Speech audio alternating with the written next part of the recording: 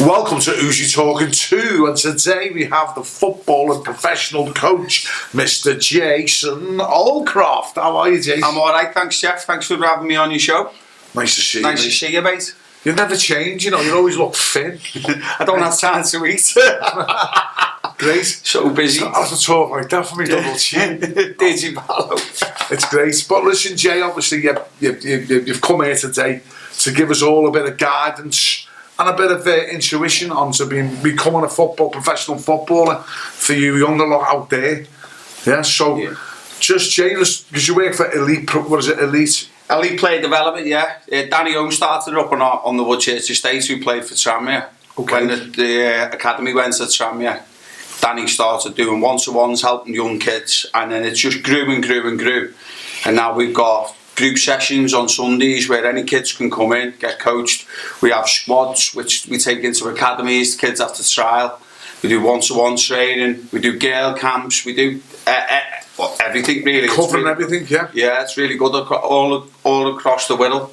And you just informed me one of your bullet points that a young girl, she's just signed for Manchester United. Yeah, little Eva, she's absolutely world class. She plays in one of our squads. She signed for Man United and she plays in a lads team. And she's probably one of the most outstanding players in that group. So there you go. You are the gateway to higher things and higher levels. That's brilliant. It is brilliant, yeah. So then, Jay, I want to take you back to your roots. Tell us about growing up, Jay. I grew up on the Woodchurch Estate, which is even though I know everyone on it is a nuts place. There's always something happening every day. It's just like any other council estate. There's something happening every day. Yeah. Grew up on the Woodchurch, and I loved my childhood. Play football. We used to play in the streets then. So you play where I live, Cannings Meadow. We play Pemberton Road, Grasswood Road, Coach Down, and you play each other's streets then. Not so much of that happens now because there's a lot of grass verges on the Woodchurch. That's right, yeah. So you used to have big, matches going off everywhere. Yeah, it's great. So like little tournaments every day. So playing other people's streets. So as early as you can, did you just get a football? Can you remember? I actually played with the older lads. So when I was always going in for tackles and that, I wasn't scared, and that helped me along in my career. Because I used to get stuck in, like everyone who knows me knows that I'm not telling any porkies there. Dirty. A little bit of that as well, yeah. It's crazy. I was lacing up. But when I was younger, I played against like Darren McKay, David Gates. They were all brilliant players, but they were always older and more physical, so I was used to going in with big lads. That's a great sort of experience. It's just a natural sort of good progression when you play against older people, older lads. And so when I was coming from kids football to adult football, it wasn't really that bothered because I'd been playing with older lads all the way through my childhood. So it should happen nowadays, shouldn't it? We see fields which are empty, what you were saying before, and there's a lot more like kids just hanging around in groups. Yeah. Years ago, get a ball, go and have a kick around the park, but it is what it is. So you went to, is it Woodchurch? Yeah, I went to Arrow Hill. That was my primary school. Okay. And from Arrow Hill I went to Woodchurch High. And Woodchurch High then days was the two schools, not the new one where everyone does really well. It was a bit crackers, like. It was a good base of like people there, because the people are what make the school, aren't they? Yeah. And the people were really good. Any good friends that you want to plug while you're there, what you grew up with in the Woody? My older friends, Mark Povell, Lee Smith, Mickey Gormley, all them sorts of lads. And in my class was Rowley Povell, Paul Waits, John Allo, Gatey. We had a bit of a nuts year, like. Great lads, great characters. Yeah, really great characters. So your mum and dad worked and stuff, did they? Yeah, mum and dad worked in Champion spark plugs all her life. My dad was heavily into the football, really heavily playing Saturday, Sunday, and then he later got into management, which helped me later in my management as well. It's in the blood, It's in the blood. Football's in your blood. So your school was all right, did you leave, what age did you leave at? I left at 15 off, I was one of the youngest in the year, and left at about 15 off, and then I went on to the gas board with a gas engineer, my mum's friend. Yeah. And done that a bit. Got a funny story to say about that, Jeffrey. Actually, Gas on. So we gas on. So we put central heating in and stuff like that. Okay. And the gas board were on strike once, so we thought, right, we'll have a bit of the gear out, you know what I mean? Pipes and stuff like that. What's this to sell? Me and this fella, George, we actually ripped this house out, put the central heating in. So we just, it's all imperfect, and you have what's called the turn on, and you know, so we're like that all ready and waiting like that. So we put the turn on like for that. the gas to come in, yeah. But what the gas board had done, they sabotaged everything, so no one could use any of the gear. So when we turned it on, it was just like sprinklers all around the house. Everywhere they put little holes in all the pipes and everything. So we had to rip it all back out to get it. Waste of time. Just sprinkles everywhere. Yeah, it was just all over the house. It was nuts. So what then was you thinking then? Was this the job for you, or did you think what was your? I was thinking, should I or shouldn't I? Obviously, I wanted to be a footballer, but that wasn't working out. So I thought I'm not going to make it as a professional.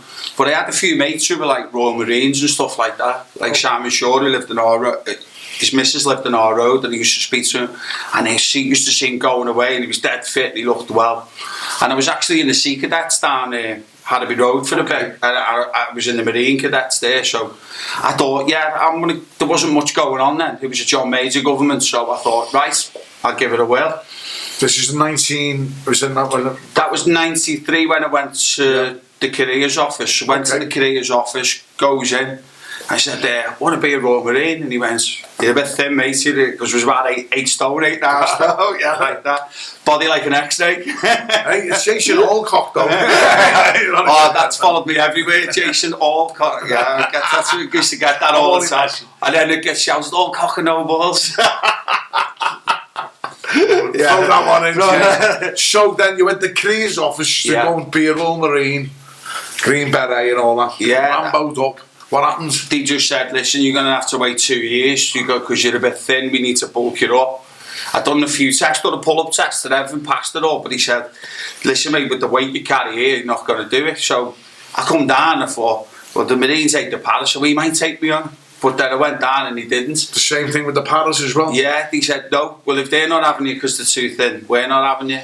And then I just seen this mad fella with a red cap badge sitting behind the desk, and he just changed over actually with the Cheshire, because they used to do it. What was his name, do you know? I can't remember who it was, to be the life of me. But it's interesting to know if they can remember. Inbox below if you recruited him. So what regiment was that? That was the King's Regiment, that's the one, yeah. Glories of the Kingos. The Kings are coming up the hill, boys. The Kings are coming up the hill, boys. They all laugh at us, they all scoff at us, they all say our days are numbered. Born to be a king, victorious are we, are we? If you want to win the cup, then you better hurry up, 'cause the Kings are coming up the hill. Victorious and glorious, one more to be between the four of us. Glory be to God, there isn't any more of us, 'cause one of us will take the fucking lot. So there you go. We had to sing that. That was the registry. I must have sang that when you've come out boxing about 3 or 4 times. Oh yes. Not that was got amazing. Throw it on there. If any viewers want to know, that's our regimental song, and anyone there, any Kingos who was a Kingo would know the song. Yeah. Yeah. So anyway, look. So you joined the King's Regiment because you seen this fella. What did he say to you again? He said to me, do you play football, mate? And I went, yeah, I play football. He goes, do you box? I said, just a little bit, like doing the pads and that. And he goes, join the King's Regiment, that's all you do, mate. It's the best life you'll ever have. I was like, here's the form, I signed it.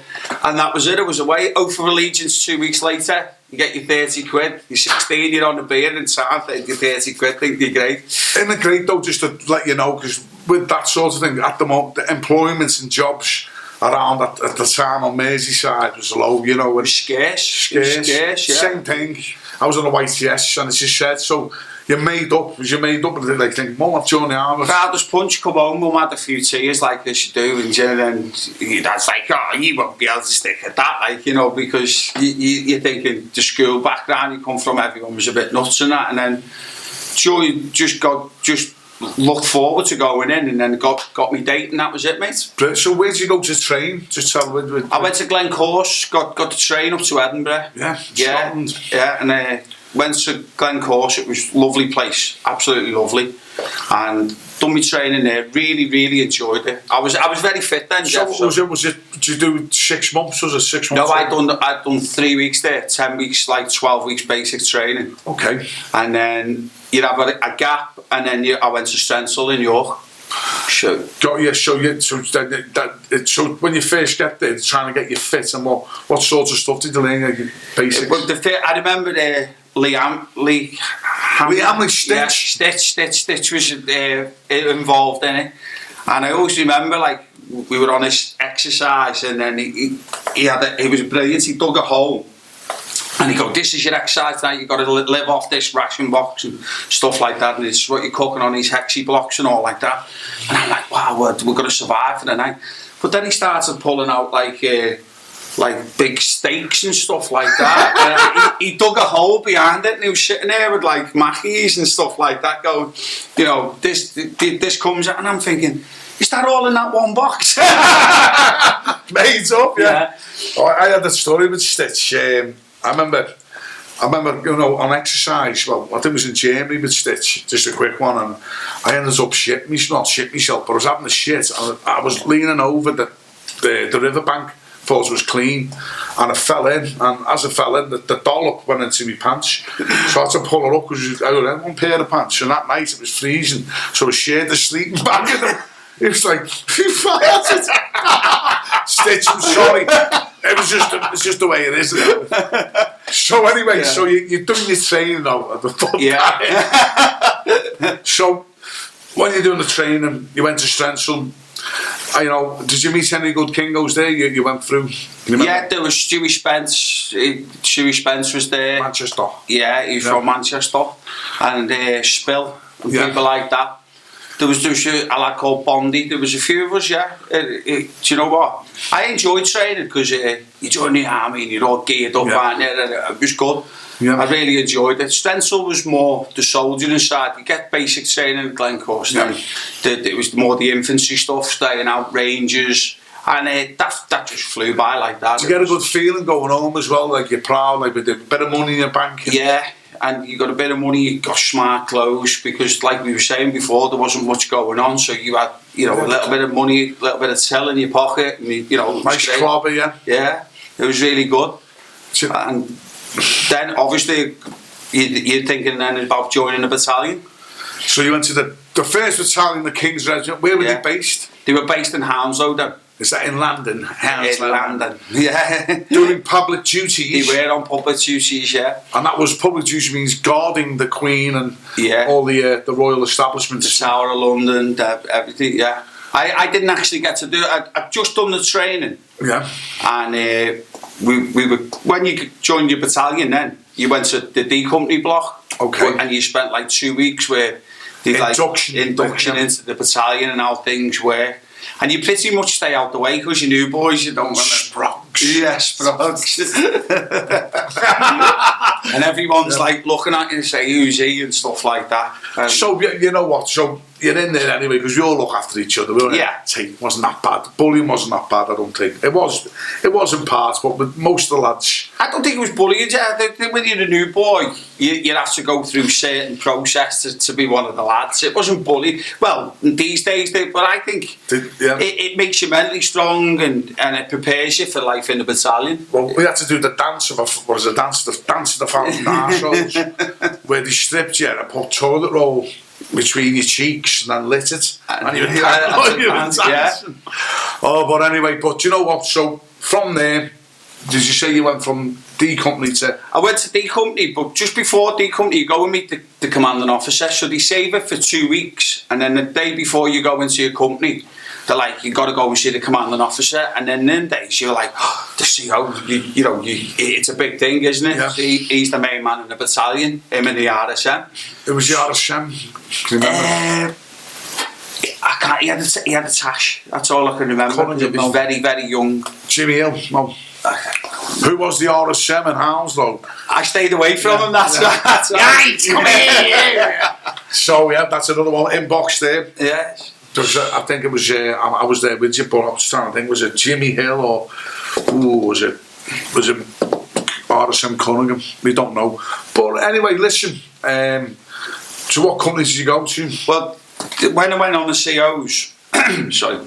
Yeah. When I went on the commanding officers, we'd all stood there as new lads. We had a big intake. There was about 12 of us, so we'd all stood there like that, and he'd go, anyone want any courses in the army? And obviously, because of me Marine mates, I wanted to still try and do commando course or do the parachuting and stuff like that. So yeah, I was very, very keen. Yeah. So I put my hand up and I said, I wouldn't mind doing a commando course. And he went, okay, if you want to be a commando, you can go straight to C Company. They go in the jungle in a week's time or something like that, Belize. You go in the jungle of Belize? Yeah.